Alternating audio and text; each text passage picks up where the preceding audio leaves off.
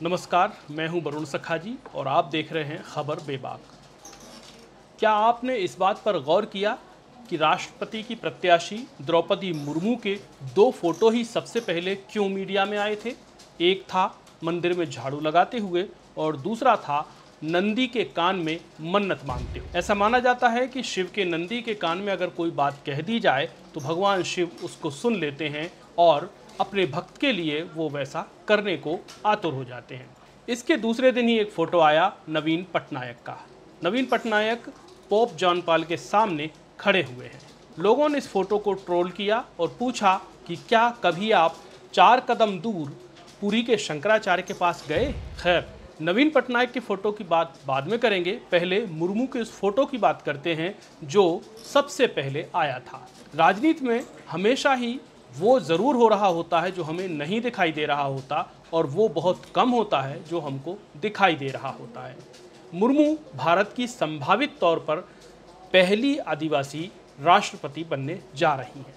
हालांकि फ़िलहाल वो एनडीए की प्रत्याशी हैं, लेकिन जो आंकड़े हैं वो ये कहते हैं कि वो जीत सकती हैं। ऐसे में वो देश की पहली आदिवासी राष्ट्रपति हो जाएंगी। लेकिन क्या वो देश की पहली सिर्फ आदिवासी राष्ट्रपति ही हैं या कि उनका चयन कुछ और सोचकर किया गया है? आज की पड़ताल इसी पर। प्रतीकों में छिपे संदेश। प्रतीकों की सियासत के जादूगर मोदी चुनावी सियासत के बड़े तीरंदाज भी हैं। उनके तरकश में एक एक तीर कईयों निशानों को साधने में सक्षम है। मुर्मू के शुरुआती इन चित्रों के पीछे की सियासत को सीधे तौर पर न सही किंतु परोक्ष रूप से धर्मांतरण सरकार की अहम पहल के रूप में जरूर देखा जा रहा है। मुर्मू के चयन की पृष्ठभूमि। इन फोटो और वीडियो को मैं धर्मांतरण से जोड़कर क्यों पेश कर रहा हूं, यह जानने के लिए आप पहले ये कहानी सुनिए। भारत में आज़ाद होते ही ईसाई मिशनरियों की संख्या में 2 गुना दर से इजाफा हुआ था। प्यू इंडिया की रिपोर्ट कहती है साल 1942 से 1947 के बीच भारत में 2271 ईसाई मिशनरियां काम कर रही थीं, जबकि 1947 से 1952 के बीच इनकी संख्या बढ़कर के 4683 हो गई, यानी कि लगभग 2.25 गुना। यह उस वक्त का राजनीतिक रूप से बड़ा विषय बन गया था। इस विषय पर जहां तब के राष्ट्रपति राजेंद्र प्रसाद और गृह मंत्री के.एन. काटजू मुखर हो रहे थे, वहीं इस विषय को राज्यों से भी समर्थन मिल रहा था, लेकिन नेहरू इसे सेकुलरिज्म के विरुद्ध मान रहे थे। यह मसला लगातार 4-5 सालों तक छाया रहा। अंततः सरकार ने 1955 में स्पष्ट किया कि जो मिशनरियां हैं वे रहेंगी, लेकिन बाहर से आने वालों को पहले भारत सरकार को बताना होगा।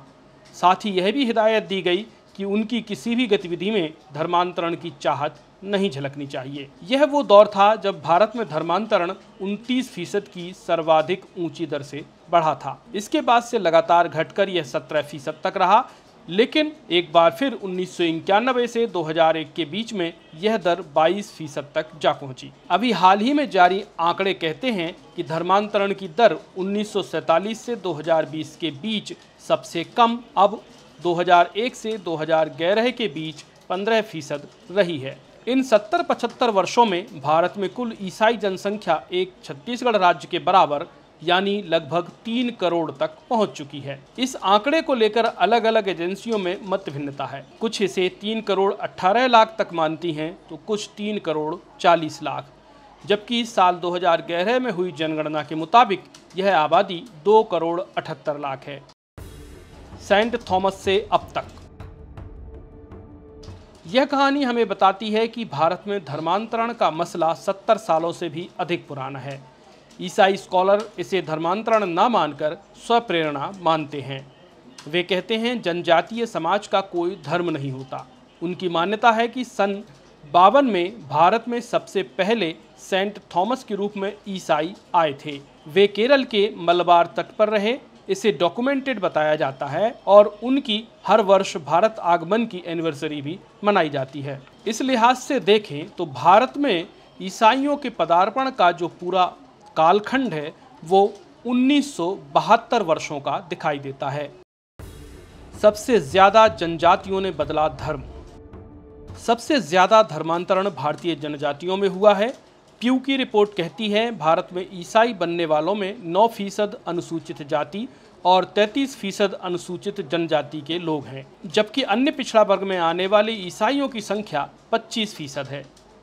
सामान्य में आने वाले ईसाइयों की संख्या 33% है, लेकिन यह आंकड़े सही नहीं लगते, क्योंकि नेशनल फैमिली हेल्थ सर्वे की 2015 की रिपोर्ट कहती है कि 21% दलितों ने खुद को ईसाई बताया था। यह आंकड़ा भयावह है। वहीं जनजातियों में यह संख्या 30% के पार हो सकती है। इसका अर्थ साफ है, हिंदू या सनातनी समाज में जनजातियों को महत्व नहीं मिल रहा। नतीजतन वे धर्मांतरित हो रहे हैं। मुर्मू को पूजा करते हुए दिखाने से यह तर्क कमजोर होगा। उपेक्षा से पूर्वोत्तर में कन्वर्ट हुए राज्य के राज्य। केरल के बाद सबसे ज्यादा ईसाई आबादी वाले राज्य पूर्वोत्तर में हैं। संख्या के हिसाब से यह भले ही कम लगते हैं, लेकिन प्रतिशत में यह सबसे ज्यादा हैं। ईसाई जनसंख्या में 1951 से 1961 के बीच 29% की दर से वृद्धि हुई थी, जबकि 1961 से 1971 के बीच सबसे ज़्यादा 33% की दर रही। 1971 से 1981 में यह दर 17% पर आ गिरी। 1981 से 1991 के बीच यह दर 17.8% हो गई। 1991 से 2001 में यह दर 22.6% तक हो गई। 2001 से लेकर के 2011 के बीच अगर इस दर को देखें तो यह दर 15.7% है। अनुमान है कि 2050 तक भारत में ईसाइयों की आबादी 18% तक हो जाएगी। इसमें 37 मिलियन से अधिक की वृद्धि का अनुमान है। आंकड़ों को देखें तो यह दर सामान्य जन्म दर की तुलना में बहुत ज़्यादा है। जन्म दर में बढ़ने वाली आबादी की वृद्धि दर मृत्यु दर में से सामान्यतः घटत के बाद 10 वर्षों में अधिकतम 5% तक ही हो सकती है, जबकि ईसाई आबादी की वृद्धि दर 15% से भी ज़्यादा है। बेशक मुर्मू का चयन इसलिए भी किया गया है क्योंकि देश भर में आदिवासियों की जनसंख्या 12% से अधिक है और उनकी डोमिनेंस वाली जो सीटें हैं वो 141 से भी अधिक हैं और कई राज्यों में विधानसभा की सीटें भी उनके प्रभाव में हैं। भाजपा चाहती है आदिवासी वोट पर उनका फोकस हो, लेकिन समानांतर एक दूसरा फैक्टर भी काम कर रहा है। वो फैक्टर है आदिवासी समुदाय में ये संदेश देना कि अब उनकी नुमाइंदगी के लिए भाजपा आगे आ गई है, इसलिए वो अब किसी तरह के धर्मांतरण से जुड़े प्रलोभनों में ना पड़े। इस चयन से दो बातें बहुत स्पष्ट हैं। पहली तो ये कि भारतीय जनता पार्टी के केंद्र में जनजातीय समुदाय है और दूसरी ये बात भी बहुत साफ है कि अब मोदी अपने आगामी एजेंडों में जिनको वो 2024 के बाद से प्रगति में लाएंगे, उनमें धर्मांतरण भी यूनिफॉर्म सिविल कोड की तरह अहम मुद्दा होगा। इसके ठीक सामने नवीन पटनायक का जो फोटो है वो भी कुछ कह रहा है। असल में नवीन पटनायक उड़ीसा के 3% उन ईसाई समुदाय को अपने साथ जोड़े रखना चाहते हैं जो कि उनके साथ अरसे से जुड़े हुए हैं। यही वजह है कि जब उन पर ये सवाल होने लग जाएंगे कि वो कहीं ना कहीं मुर्मू को समर्थन दे करके धर्मांतरण के खिलाफ खड़े हैं, तो ये समुदाय उनसे कट सकता है और कांग्रेस उड़ीसा में मजबूत हो सकती है। नवीन पटनायक ने पोप जॉन पॉल से मुलाकात महज इसी उद्देश्य की पूर्ति के लिए की है। बहुत बहुत शुक्रिया। आप इस चैनल को सब्सक्राइब कीजिए और कुछ कहना चाहते हो तो नीचे कमेंट बॉक्स में अपनी राय ज़रूर दीजिए। बहुत बहुत शुक्रिया। नमस्कार।